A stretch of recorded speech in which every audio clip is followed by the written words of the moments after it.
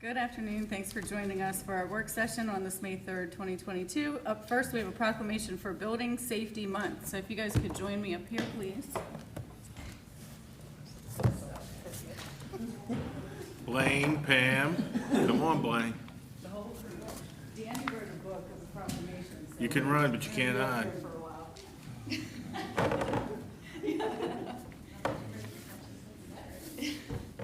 So we have a proclamation for Building Safety Month, whereas it's committed to recognizing that our growth and strength depends on the safety and essential role of our homes, buildings, and infrastructure play both in everyday life and when disasters strike.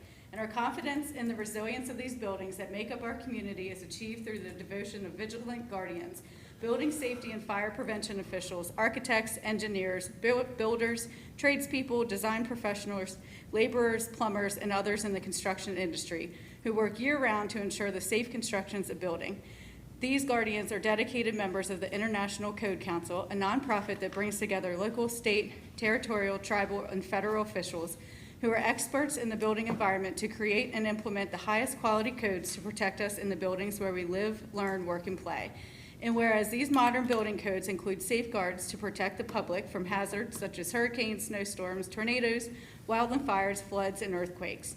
And whereas Building Safety Month is sponsored by the International Code Council to remind the public about the critical role of our community's largely unknown protectors of public safety, our local code officials, who assure us a safe, sustainable, and affordable building that are essential to our prosperity.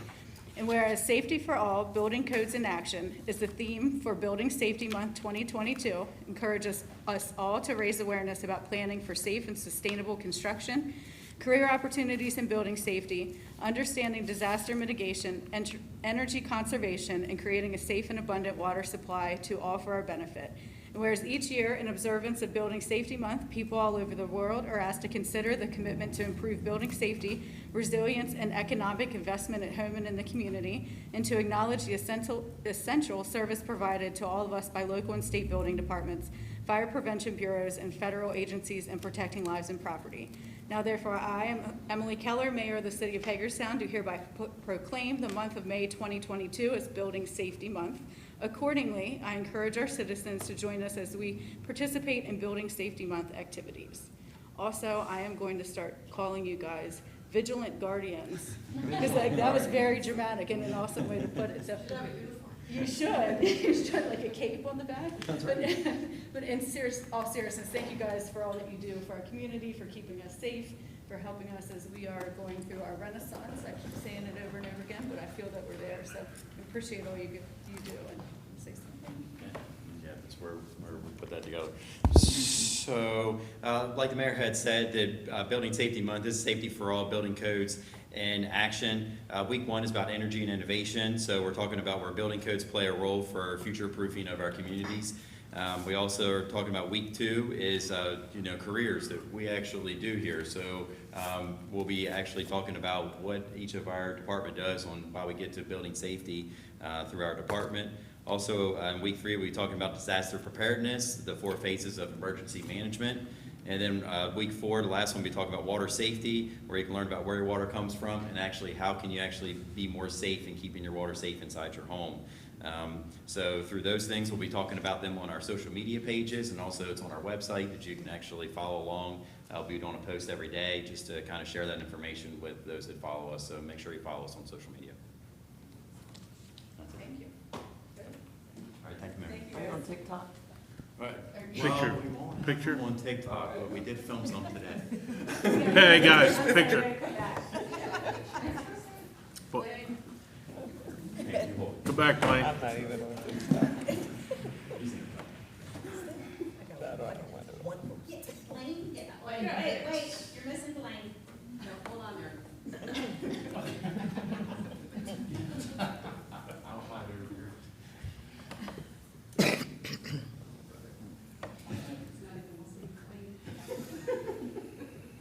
Good smiles and 1, 2, 3. Mark for safety, 1, 2, 3. Okay. Well, smile for safety. Smile for safety.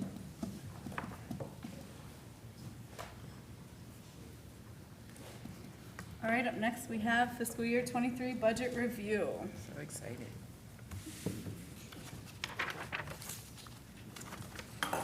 Good afternoon, everybody. Hi. We're gonna change it up on you a little bit this evening, or something different. I'm gonna ask Kathy Marr to come to the table. And we're going to take a minute, poor Kathy, right? We're gonna take a minute to rewind. And typically, when we sit here and do our budget, we do not go into one of the sections, the user fee section, because it's oftentimes we are changing very little there, if anything, in any of our service fees or charges and looking forward to the coming year. However, in fiscal year 23, we do have some changes and we have some new items. So I'm going to take just a quick minute. And Kathy, do you want to hit the first ones, or I can hit other ones?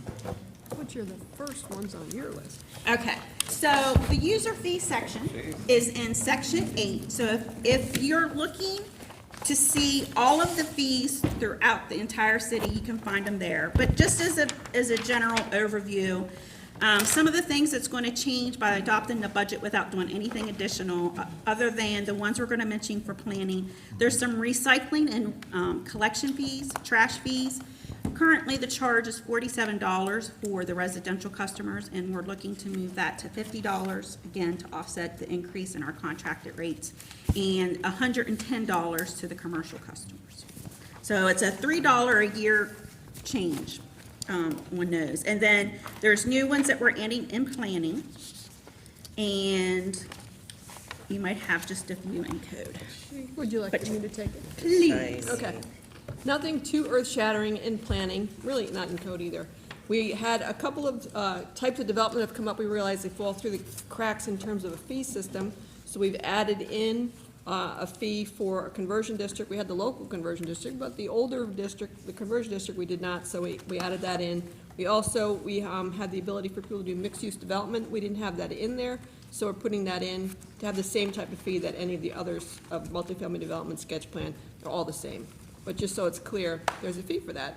And then we are doing away with the waiver fees and instead wrapping that fee into the general site plan subdivision fees. And so that's what some of those are. And then under zoning, the zoning box, we're making change there so everything has a distinct fee, because when I have to run a report for budget prep, it's a little hard to figure out what the 50s are, when we're only tracking certain things for those charts that we do in the budget. So this makes it so that it's a little easier to pick that out. And then the Forest Conservation Fund, and our code, it was set at a certain rate, and it says every year it can increase by inflation. That's just showing what the rate would be July 1 per inflation. And so those changes would just occur as part of the adoption of budget administrative order. For code administration, back in December, the Mayor and Council adopted an ordinance to change the fees for the electrical registrations to add journeyman and apprentice, and so that's shown here, but that's already in effect. But that just shows it because it's not in last year's budget. And then want to add in, some people like to use us as their secretarial pool for keeping track of their rental licensing, so if they're going to ask us to reprint so many times, we're adding a fee, a $5 fee. That would be an administrative order for that. And then also, same thing, for picking up loose trash, if our staff are going to do it, we're putting a fee on that. And then down below, also securing buildings, putting in a fee for after an hour. If sometimes it takes us a long time if we have to secure a building that's open on all the doors, all the windows on the ground floor. And repeat call for service at vacant properties. We have some vacant properties that there are no responsible parties, and so we're out there a lot. So that's a fee, and it would probably end up being lean since there is nobody. And as I mentioned, we typically don't stop long enough during the budget cycle because a lot of our fees are approved with an administrative order, meaning at the point that the budget is adopted, the new fees go into place. But because we had several changes this year, we want to make sure we mentioned them. If in the budget book next to it, it says it takes an ordinance, again, somebody will have to come back and you will actually see all those changes occur through an actual ordinance. So you would be hearing and seeing that separately, voting on it separately. So we're not going to go through all those this evening. Thank you, Kathy. Of course. And, you know, we made sure that we could get CDBG budget review in this evening because we wanted to make sure before Jonathan Kearns leaves us that he has the pleasure to sit here and go over budget review because I'm sure it's one of his favorite things to do. But I'll have Jonathan Kearns come up. Wow, Jonathan, it's a tough crowd. All right, so CDBG, our CDBG program is, the majority of everything is through federal funding through HUD. It is considered a special revenue fund, so you're gonna find that in section 4 of your book. And CDBG starts on page 3, and it has a lot of good information, but I'm actually going to jump, unless Jonathan wants to stop anywhere in particular, I'm going to start on page 6. So on page 6, we're going to see all CDBG revenue, and we do just like to take a minute to explain. So at the top half, you're going to see all the different entitlement years and monies and balances that we're still paying. At the bottom of the chart, you're going to actually see what our entitlement was for a very specific year. So at the top, you may see more revenue. So like for fiscal year 23, if you look at the total grant section, you see 1.54 million. You come to the bottom of the chart, you say, Michelle, you got fiscal year 23, but I only see 825,000. That's because at the top, it's all monies that we're using from all prior federal awards that we have. And at the bottom, it's just the current entitlement period. I will say, and Jonathan would probably agree, that as of today, we have not received our notification. So we do not yet know what our final award's going to be for July. And it's getting to be really late in the year to not have that information yet. It's probably one of the latest announcements I've ever experienced. There's maybe been one or two other that's been this far along in the process, but normally HUD requires our plan documents to be submitted around May 25th, give or take. There's a certain date there. So the federal budget process that's taken so long to get to the end game, and we're still waiting on that number. And the announcements they've made, the budget is set for HUD, but then there's formula grant calculations that the actual Department of HUD has to complete. We're thinking our grant may be just a bit lower this year because the overall CDBG budget for the federal government this year was a bit lower than last year. So 825 compared to 835,000 in the current year, so about a 1.2% decrease. But again, we're not sure. One of the only other things in the grant revenue at the top that I do want to take a minute to mention is in the middle of COVID, we received CARES funding, some of the only CARES funding that we as a municipality received directly, and it was over 2 different allotments, and that had to do with HUD. So of those dollar amounts, as of today, we have about $130,000 still to be spent across those agencies, and there's 4 agencies remaining that have to spend down the rest of that money yet. Yes, there's roughly 80% of the expenditures complete to date. I think the city of Hagerstown is really far ahead with CDBG CV funding based upon some of the CV feedback we've received from HUD Baltimore staff, and that's a credit to our subrecipients who utilize that funding. And we actually just had some more invoicing, I think, come in today. And I believe the city either has 5 or 7 years to spend that. I think the subrecipients are well on track to be ahead of that deadline since that funding originated in 2020. And one of those only has $550 left. So really, we're down to 3 agencies. So yes, good job in watching and monitoring these programs. The other thing I do want to mention is program income. One of the very first things you see is sale of properties. You see $155,000 in fiscal year 22 estimated actual, and you see $155,000 in fiscal year 23 proposed budget. That's because the property that we own at 261 South Prospect Street, we're looking at potentially selling it 1 duplex, 1 half at a time. Yes, and that number may be adjusted to both of those sales occurring next fiscal year. At the time of the budget, we were hopeful it would be done. The project is nearly complete. The inside is essentially finished. There's a few odds and ends the contractor has to finally finish up there. So hopefully that'll be occurring in the coming weeks with both properties. also appraising it, I believe, at approximately $170,000 each.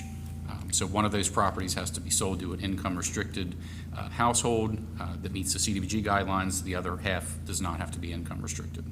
And as of today, we've spent about $441,000 in acquiring and renovating them to get them to where they're at. So pretty good return on our investment there. The next page, we start into the expenses. And until Jonathan reminded me earlier, I totally missed it, but at the very, very top for the fiscal year 23 budget, you'll see $400,000 under the commercial rehab city-owned properties. And that $400,000, Jonathan, is to go for? That was going back to the plan for the Alms House property at 239 North Locust Street, a property that's been sitting there vacant for many, many years, owned by the city, taken off the CNS process due to the lack of, I think, ideal ownership and project plans that were coming in intermittently through CNS. So I believe that was removed from CNS within the last year to year and a half. And then the plan there was for a police substation use for part of the building and maybe a community room use. And then some of the other space there could be just maybe mothballed and kept vacant. That would be a significant chunk of funding for the project. It would just be a matter of timing with my departure and also, the city council's desires with that property, if that changes. I know Chief Kiefer, we touched base during the budget process. He still feels like that's a positive use for that neighborhood and for their department. So that's what that large amount of funding is for. And that's, again, a significant amount for the FY23 CDBG budget. And a good way to invest back in that community. A little further down to public facilities and improvements. So you see $120,000 for handicap accessible ramps across the city. And again, it will be in low to moderate income neighborhoods. Can we jump back on one other item? The micro enterprise grant program was, I believe, very successful for the first year that this council would approve that program last July, and we got it up and running in September. I believe about 80% of that has been expended in FY22 current fiscal year for the micro enterprise program. It's received very positive feedback from the businesses who've utilized it. So we do have that again in fiscal year 23 proposed. So sorry, Michelle, I just wanted to point that one out too. That's a very good thing to point out, actually. It's a success story. So under public facilities and improvements, the $120,000 is for city-owned infrastructures, handicap and accessible ramps. Then under neighborhood parks, you see $475,000. The majority, $430,000 of that is for the phase 1 of what we are looking to do at Wheaton Park. Another $45,000 of that is for city park pedestrian bridges. Next, we have the public services area, and this is the first one that actually has a cap or limit on it, correct, John? Yes. And it is, the limit there is 15%, and you actually have to look at your income. So it can't be more than 15% of the current year entitlement, so not total revenue that we talked about, but current year entitlement, plus prior year program income. And the only thing that is not considered part of that cap is anything there that is expenses under CARES Act. Yes, and there was actually less demand this cycle for public service funding. There were a few public service organizations that did not submit an application for funding this fiscal year. I don't know if it was maybe an influx of other funding sources that prevented some of those applications from coming in, but it looks like some of the public service providers are dropping out for this fiscal year's CDBG funding. So that should not be a cap problem for next year. And it's not that we are, taking our funding in half for the public services. Again, it is more a reflection that we got that one-time infusion of additional COVID CARES money, and we're able to utilize it within the public services area. So once that one-time money goes away, there is going to be a decrease overall in the total amounts there. Housing rehab, pretty much same types of things that we've been budgeting, no big changes there. And then we're going to flip the page. And I think really the big picture for me on the next page, on page 8, has to do with the administration portion of the CDBG. And again, the reason that I notate that is because it also is limited to a cap, but it is limited, the expenses there cannot be more than 20% of the current year entitlement plus the current year program income. So we've always done a really good job. Jonathan works and is very conscientious of those percentages, and about this time of year, and the beginning of June, we'll say, hey, Michelle, we need to look at this. Hey, we might be over our limit. What can we do? And work to make sure, because that's some of those things that isn't, it would be nice to, this is mandatory and compliance, so we have to make sure we meet that. What would you like to add, Jonathan? I don't think there's anything else to add. Thank you for not throwing eggs at me. But no, hopefully Michelle is also able to continue to move forward with some of the regulatory requirements, and Jill as well with the program. And I would just say the biggest thing to focus on for next year's budget is that Alms House project. That's money that either needs to be utilized, or if that's not in this council's plans for next fiscal year, that money needs to be amended to another activity if the Alms House is not a priority.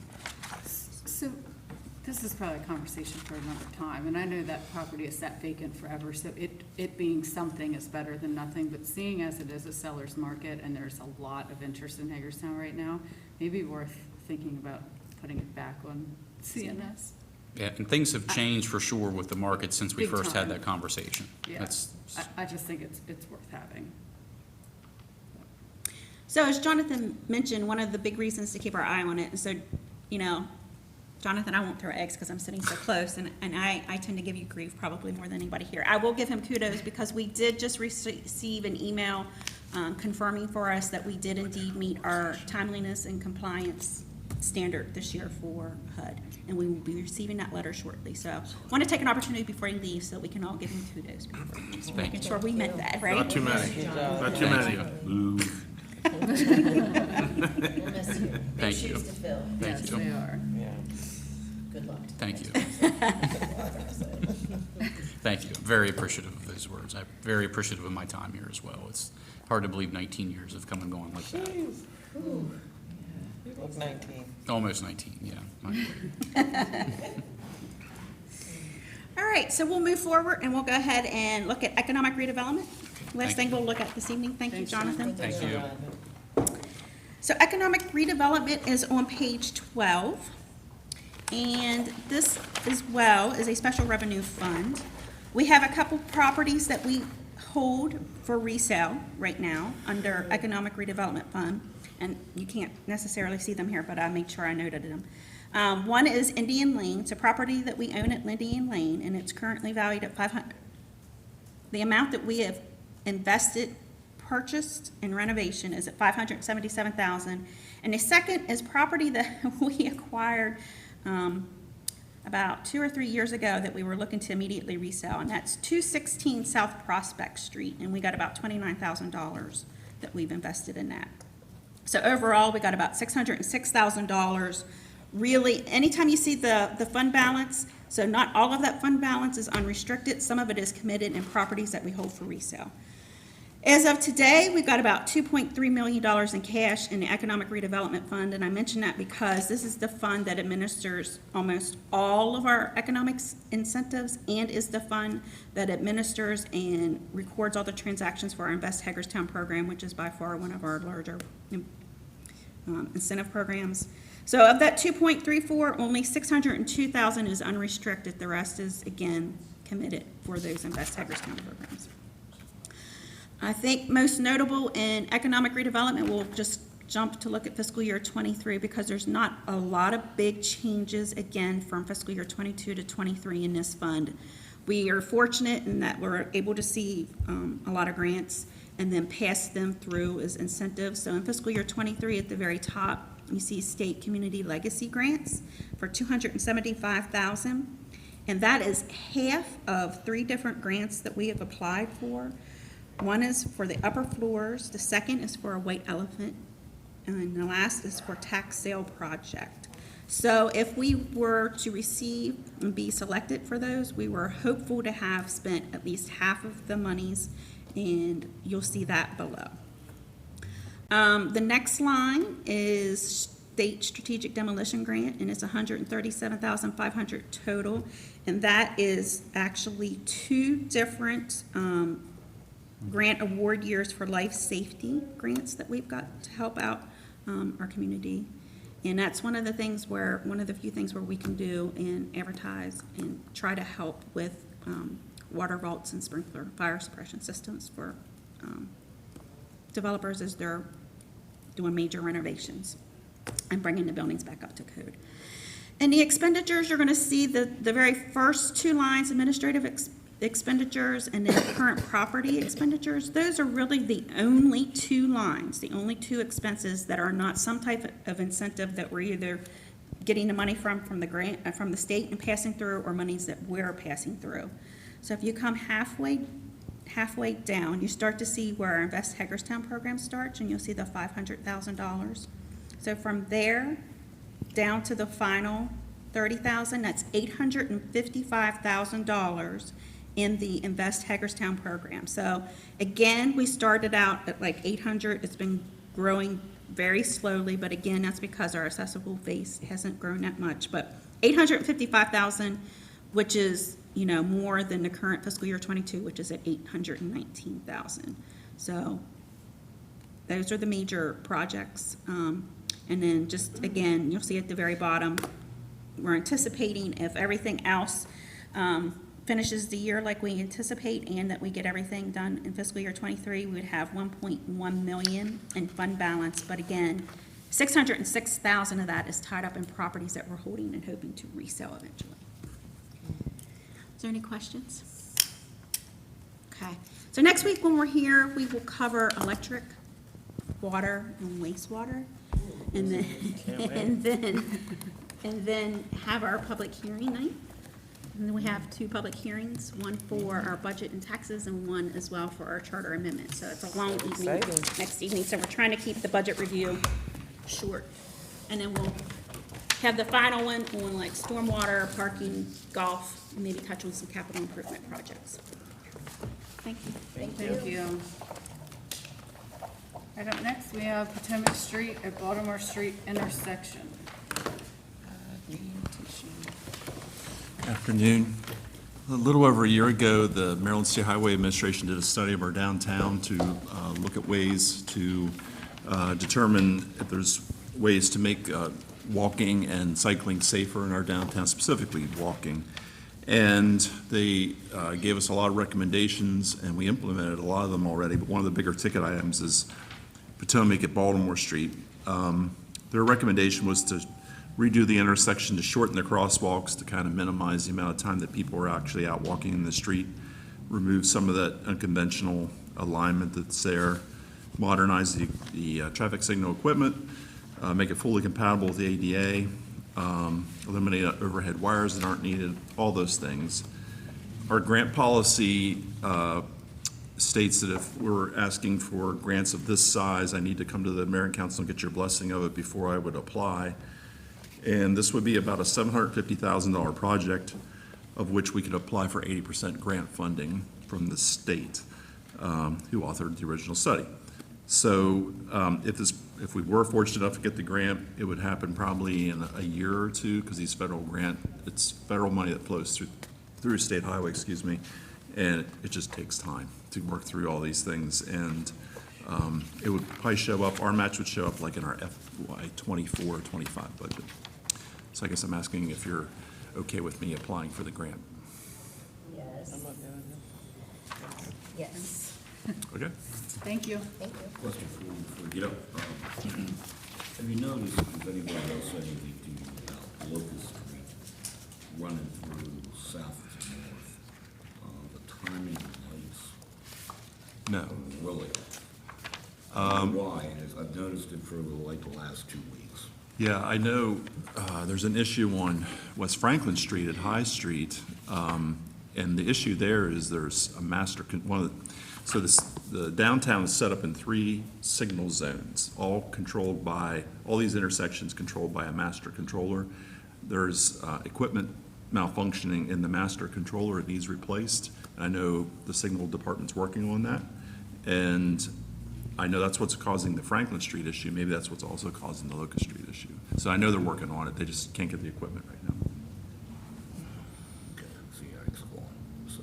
Okay, I'll follow up with him. Yeah, just, I would, just have someone check it, specifically probably around the Can you talk in the microphone, please? 2:30.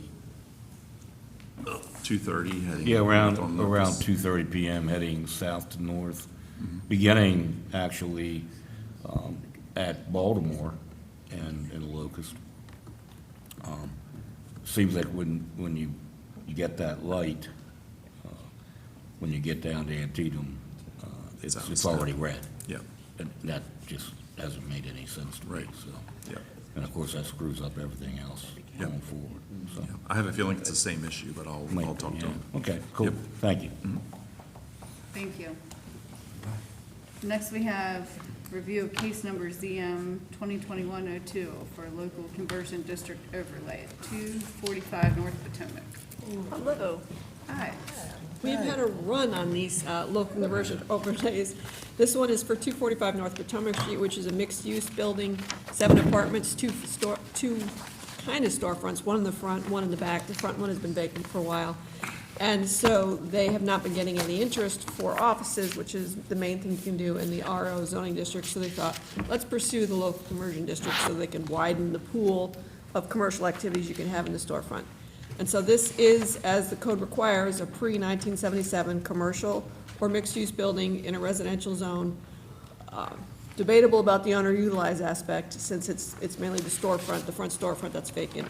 But that's what's before us. And this is a zoning tool intended to provide flexibility to help keep these kinds of, in many cases, you would consider them white elephants, buildings in the residential zones that are not like everything else. And so this gives a way to keep them fully occupied and contributing to the assessable tax base. And so what we have here is they are requesting that they get permission to become a local conversion district to allow them to add to the list, because they can do anything that's permitted in the RO zoning district, which is a residential office district. Plus, they're asking that these 4 things be added: bank or credit union, business service centers or quick printing, bed and breakfast inns, and retail wholesale trade. Mainly, they're interested in retail. As a proposal to improve the property, they're proposing to remove the vinyl siding. If you've noticed, when you look straight on at the building, that storefront door is I think it's a glass door with infilled vinyl siding. They're gonna take out the vinyl siding and the door and put in 2 glass doors. And then they're gonna add some security cameras and ambient front lighting. The planning commission reviewed the proposal, and they required as a condition that they have 2 properties: the property with the building, which pretty much fills the lot, and then behind it is a parking lot. And the commission was concerned that the parking lot could be sold off, and then there wouldn't be parking for this building. So they're recommending that the requirement be that the 2 lots be consolidated so the parking stays with this pretty large mixed-use building in this neighborhood. We got feedback during the public review process with the planning commission from a neighbor at 329 North Potomac Street. He understands about these kinds of white elephant buildings, but has some concern about approving retail, particularly a convenience store, because of unintended consequences he worries about. Mainly, he's worried about trespassing, littering, open drug use, and prostitution. I don't know that that necessarily always comes with a convenience store, but that's what he's concerned about. But that's a concern that was raised.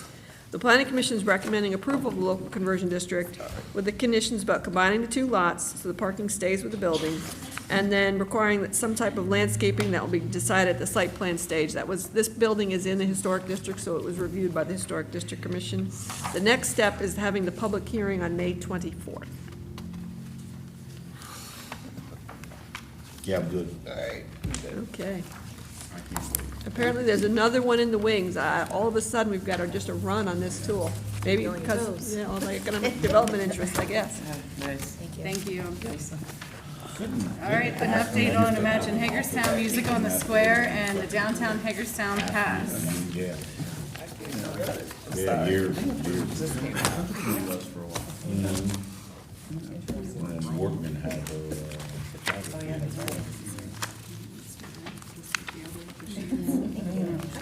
Pass around. We can each take one of these too. We'll pass across the aisle. Oh,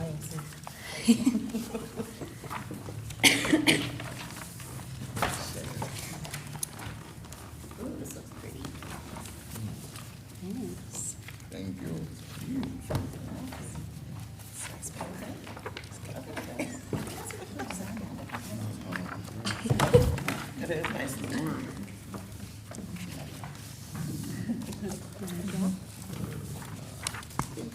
You can have more than one, huh? Welcome. Yeah, thank you. Good evening. I'm just coming to update you guys on Imagine Hagerstown, Music on the Square, and the Downtown Hagerstown Pass that I started to implement. I think you guys did it back in 2018, but I wanted to bring it back and utilize it again. So Imagine Hagerstown is back at University Plaza. It's from 5 to 8 p.m. It's the fourth Friday, every month starting May until September. It's free admission. There's no tickets required. You can bring your own chair. You can grab a bite to eat at one of the restaurants downtown, or bring food of your own. And you can bring beverages. It is BYOB, so you can bring alcohol or non-alcohol. It's your preference. Just make sure it's in non-breakable containers. For more information, you can go to imaginehagerstown.org. So our lineup for May is the Howlers. It's a local band from Williamsport, Maryland, and the headliner is the Amish Outlaws, which is a pretty well-known band, I've heard. I haven't seen them before, but Cassie, you're a treat. yes, so I've heard. And then June is Silent Will Mountains. It's a band from Frederick. They're folk, indie rock, and poetry. And our opening band is Twisted Blues Band, which is soul, jazz, and blues. Our lineup continued in July is all country. For August and September, I'm still finalizing the opening band for August. And then September, I still need a headliner band that I'm trying to finalize. I have an idea, but I'm working on pricing. But if you guys have any recommendations, you can send them my way. I don't have it finalized yet, so I'm up for any recommendations. Moving along, we have Music on the Square. So the Fridays that we don't have Imagine in May and June, we have music at the Public Square right outside of Cannon Coffee. So May 13th, we have the Lana Spence Band. May 20th, we have Wild Whispers, which is folk pop. June 3rd, we have Jazz, the Robert Sykes Quartet Band. June 10th, we have Karen Collins and the Back Road Band, which is country. And June 17th, we have Three Sound, which is a band from Virginia. They're funk, rock, and pop. So different genres to get people downtown. And this is 5:30 to 7:30.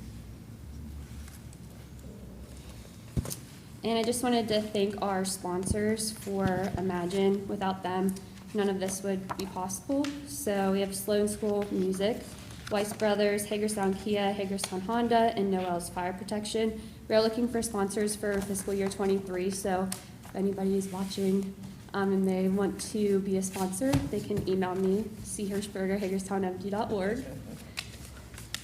And I would like to thank our grant funders, the Maryland State Arts Council and Washington County Arts Council. They've provided us funding for these to take place as well, so we are appreciative of that. And lastly, the Downtown Hagerstown Pass. This is an opportunity for the community to participate in. They have to attend the events to get the pass, and they have to have this part of the pass to take to the businesses for them to honor the special that they are providing. This is a free opportunity for the businesses to offer specials, and then for the community to go to a restaurant or go to a museum or go to a theater that they might not have been to before.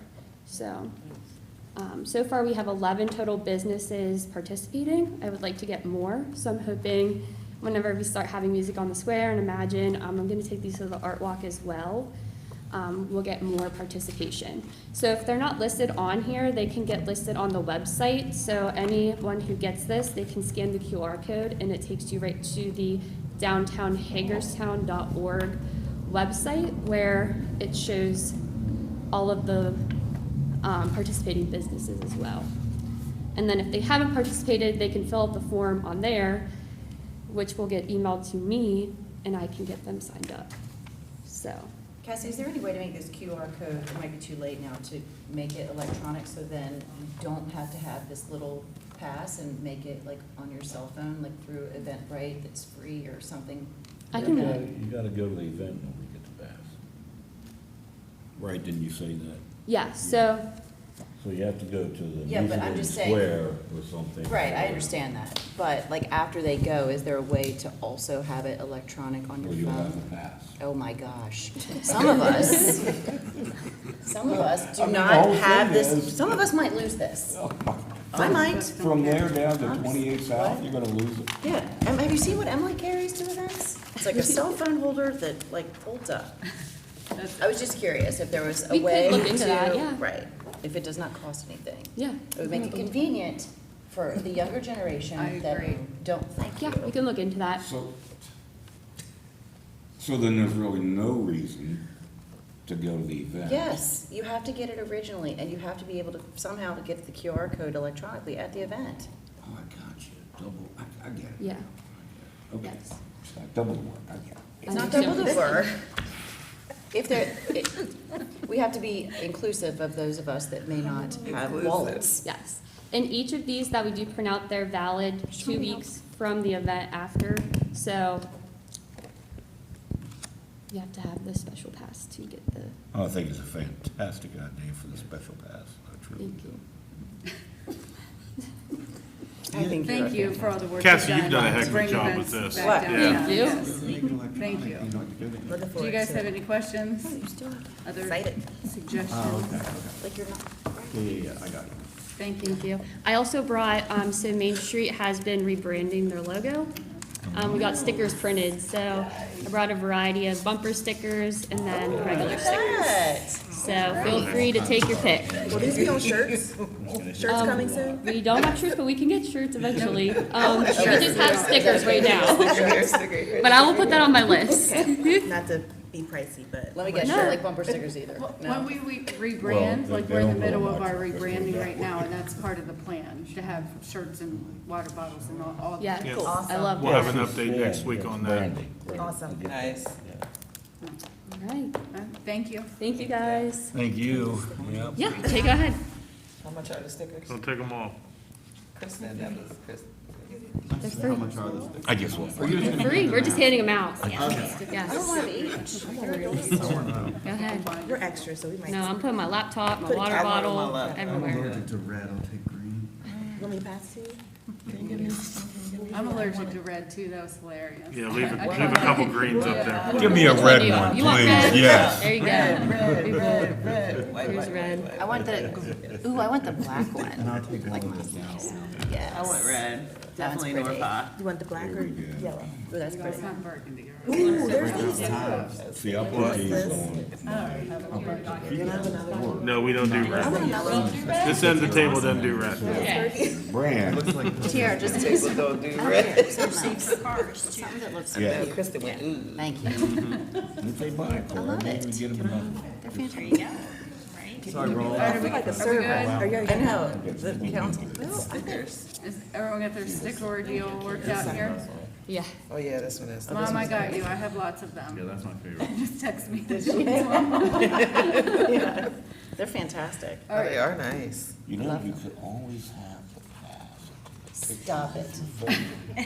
And then it would be. Okay, right? that's fine, maybe. But that would mean you have to go to the event. No, I understand you have to go to the event. I It's get all that about part. driving people to the event, correct? Right. Yes, we run Thank through you. the event. As long as that, Yes. you know, Cassie I got knows it. what I mean. Oh, I know, she knows. All right, are we good? We're good. Everyone good? Thank you, guys. All right, Thank you, Cassie. thank you. City Administrator. Nothing, Mayor, thanks. All right. Councilmember Brucci? Yeah, say what you want. Nothing, I don't agree. Oh, my gosh.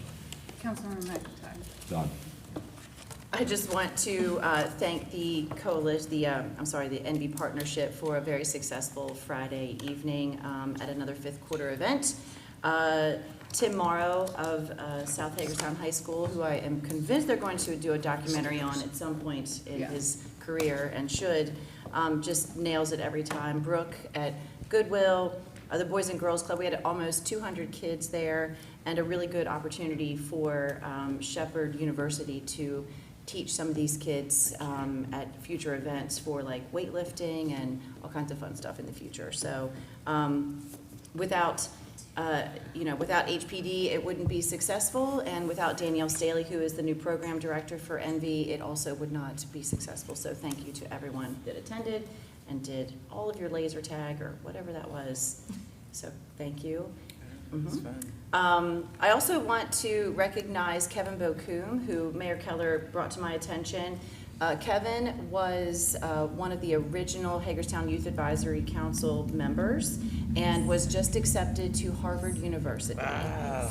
So, which is a tremendous, tremendous opportunity. Kevin has done very well through the state of Maryland. The governor has appointed him to, Board of Education seats. It's just an incredible story. So, thank you, Kevin, for your service to the Youth Advisory Council, and of course, congratulations. You're here. Yep. Yes. That's it. That's awesome. Councilmember Burnett.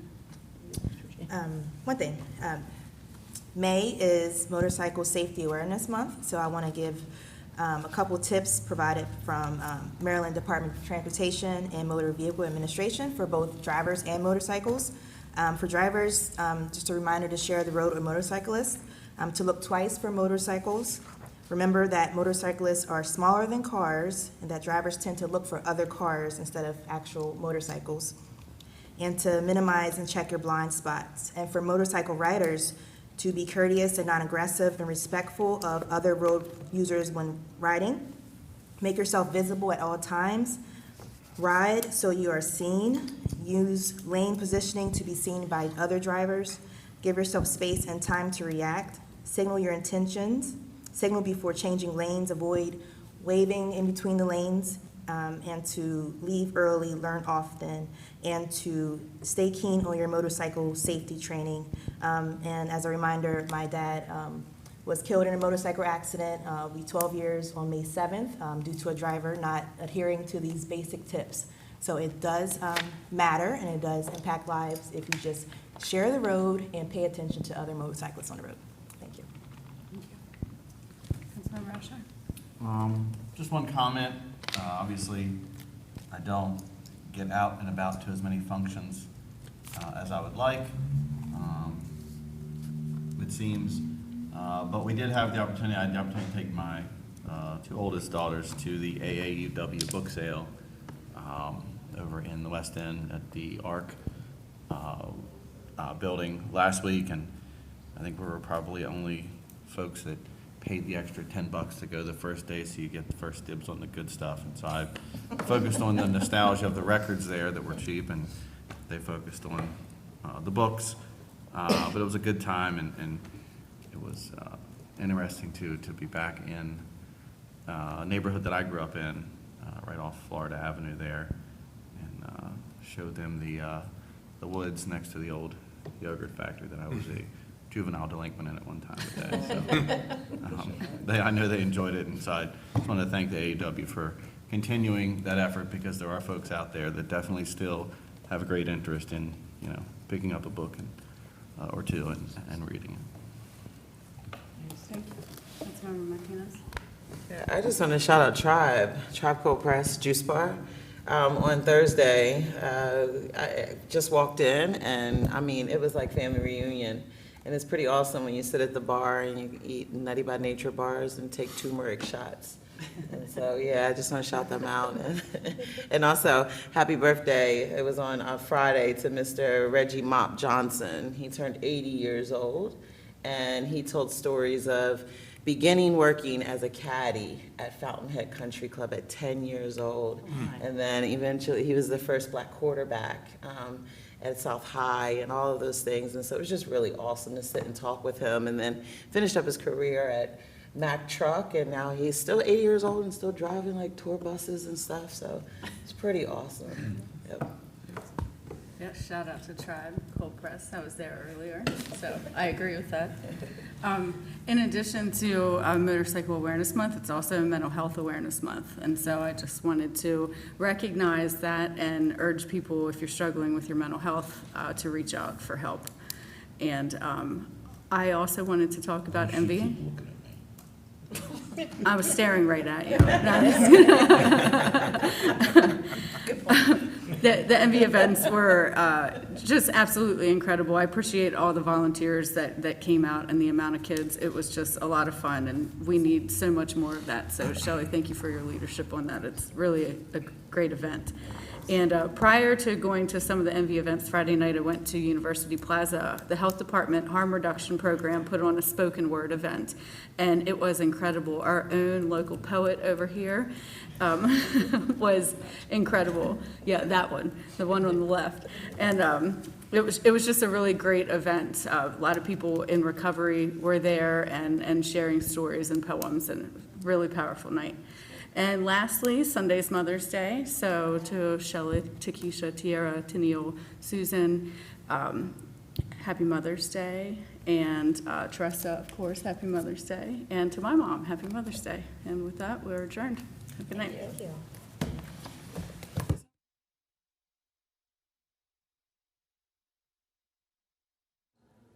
Hello and welcome to Council Wrap. I'm Wes Decker, joined by Cassie Hirschberger. And Cassie, let me get your title right.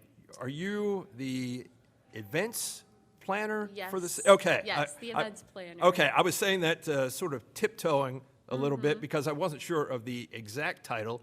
Obviously, we got a taste of what you've been up to during the council meeting itself, and a lot going on, as is always the case, and especially this time of year, I think, as we delve into Imagine Hagerstown. And I wanted to start with your experience with that event, which is still somewhat new.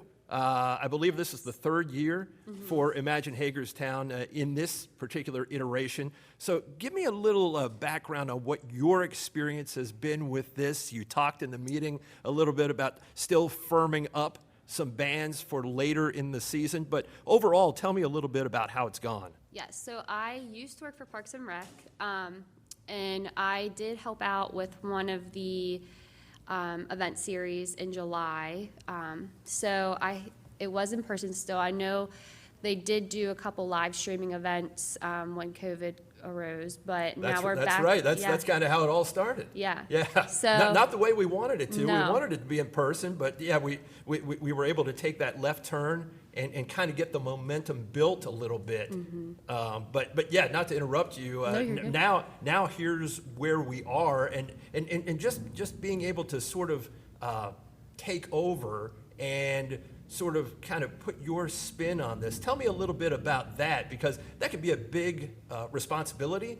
At the same time, though, it has to feel good to sort of have that autonomy to do all of that. Yeah, so we had over 30 submissions from different artists that I took from Kitty's file that they've applied for since last year, and we were able to finagle and go in and see who applied for what, if they did music on the square, if they wanted to be an opening act, if they wanted to be a headlining act, and then we kind of took out who was good for what and what place. So I wanted to try to get as many different, like a variety of different artists as possible.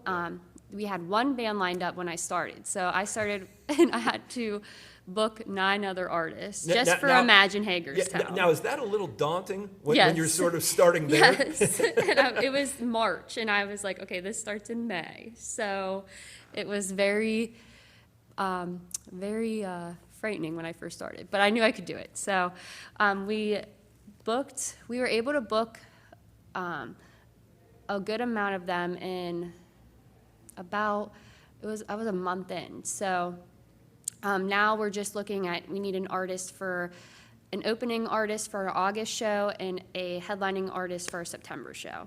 So we are open to recommendations, like I said. If you are a band and you are looking to perform in August or September, you can email me. Yeah, and I love the fact that we have a band coming back to kick things off who has been here before, because there's some reciprocity in that we enjoyed the Amish Outlaws being here, the Amish Outlaws enjoyed being here. Yes. So were you able to communicate with them at all? Did you get a feel for what their experience was first time around at all? So I did talk with them a little bit today, actually, and they said they enjoyed their time here last year. So they're excited to come back, is what they told me. So, Well, they are coming, so yeah, I've never seen them, so I'm excited to see them. I know you said that, Yeah. I mean, they are very eclectic in what they do. I think all we have to do, we're going to be putting the press release out in the next couple of days, and I know that you worked on putting that together, and when I look at some of the artists whose work they cover and put their own spin on, it's almost Like Lady mind-boggling. Gaga and Dr. Dre, I'm like, okay. Yeah, I mean, there is nothing that is off limits Yes. for those guys. Yes. So that is very, very cool in and of itself. And we also have the Music on the Square series. Yes. Talk about that a little bit, because that's certainly a more intimate setting, not quite as grandiose, but it Yes. certainly can be a lot of fun. I think the more people you get there, if the weather cooperates, that's one know. thing we can never control, but if the weather cooperates, that is such a great scene. Yes, so I am hoping to get more people out and about for it. I did create some banners. We're getting some more marketing out and about for it this year. And I did look and try to find some more artists that did submit that might be a little bit more known around town. So we do have some bands of different genres as well. So I have some R&B, we have folk, we have pop, we have country. So we're trying to hit all aspects, just to have people have something to do on Friday nights in May and June, and come downtown and go out to eat and enjoy the evening. Yeah, So- make an evening of it. And it's free, Yeah, so- and it starts on May the 13th? Yes, And next. what time?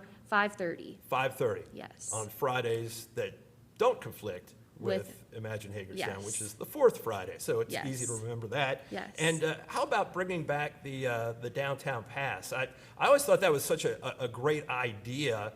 It's nice to breathe some new life into it, and I think we're really giving it longer legs this time around, because we even have a website that you can go to, which is almost specifically for that. So talk a little bit about that. So we bought the domain downtownhagerstown.org, which Main Street has rebranded their logo and their way of communicating with the community. So we want to be able to utilize that and try to make it easy and user-friendly for the community to find things that are going on. Yeah. So, Except for Councilmember Barucci. yeah, yes. Yes. Him and Shelley are funny. Yeah, they are, they're sort of at the opposite ends of technology in Yes, today's world. yes. I think that's probably a kind way to put it. Yes, they are. So right now, like I said, we have 11 businesses that are participating. It's a mixture. We have some theaters, we have a couple restaurants, and we have retail. So we are looking to get more to participate, but we just want the community to have ways to go to local restaurants and stuff and be able to utilize the downtown businesses and use the specials. So, but they have to have that coupon to be able to get that honored special. So, but we do want them to use the website. So the website is brand new. It is connected with the Main Street website. So all of the new tabs, you're able to go on and see all of the participating businesses. If you want to get involved, you can go on there. And how to contact me is on there as well. So.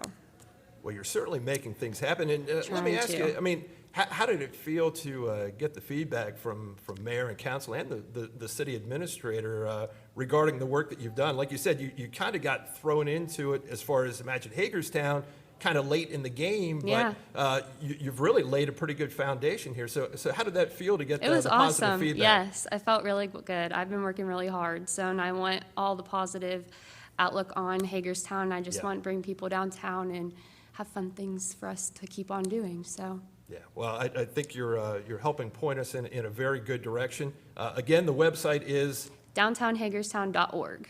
That's an easy one to remember. Yes. Cassie, thanks for all of your work on this, and we look forward to the upcoming season, getting outside, enjoying some music, some fun, getting back with the crowds on the streets of Hagerstown, and just having a good time. And as you said, really building on the momentum that Hagerstown is establishing. So Yes. appreciate your time here. Yes, and like we said, we put on this pass that you guys will eventually be able to see. We just want people to shop local and experience what downtown has to offer, so, That certainly works for me. yes. Thanks a lot, Cassie. Thank Appreciate you. it. And thanks to all of you for watching. I will see you next time. For now, that's a wrap.